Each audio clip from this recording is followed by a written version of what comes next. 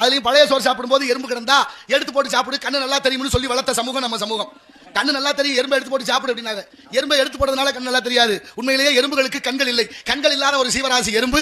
எறும்புக்கு உணவு கொடுக்கணுங்கிற கருணையை நம்ம கிட்ட சொல்லி அதனால அரிசி மாவுல கோலம் போட சொன்னோம். யார் இப்ப ஒழுங்கா கோலம் போடுறான்? கல்லு மாவுல தான் கோலம் போடுறான். அந்த குளத்தையாவது ஒழுங்கா போடுறோம்னா அது பெரிய அலங்கோலமா போகுது. அதுல மாமியா மருமக இருக்கிற வீடுனா போதும், சாயந்தரமா லேசா சண்டை வந்துட்டா காலையில எந்திரிச்சு அந்த அம்மா ஒரு பக்கம் இந்த அம்மா ஒரு பக்கம், வாசல் வெறுவாசலா போயிடும். அப்படிலாம் இருக்கக்கூடாது.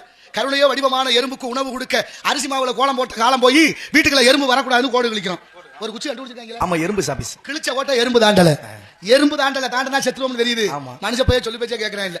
எங்க போகாதேங்கிறமோ அங்கதான் போறேன், எதை செய்யாதேங்கிறமோ அதை தான் செய்யறேன். என்னத்தை சொல்றது? தப்பு தப்பா பண்ணிவிட்டா அத்தனைக்கு நியாயம் கற்பிக்கிற கூட்டம். ஏன்டா இந்த மாதிரி பேசுற? யார் பேசல? ஏன்டா இந்த மாதிரி செய்யற? யார் செய்யல? ஏன்டா அப்படி குடிச்சு தொலைற? எவன் குடிக்கல? கேட்கிறேன்.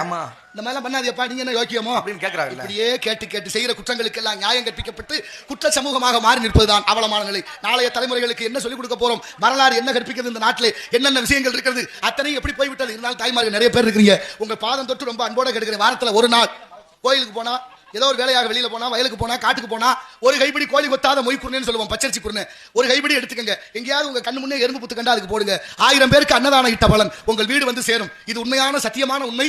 காஞ்சி பெரியவருடைய வாக்கு, அருணகிரிநாதருடைய வாக்கு, எங்க ஐயா வாரியார் சுவாமிகளுடைய வாக்கு. என்ன விதைக்கிறோமோ அதை அறுவடை பண்ணியே ஆகணும். வினை விதைச்சே வினைய இருக்கணும், தின விதைச்சே தினைய இருக்கணும்.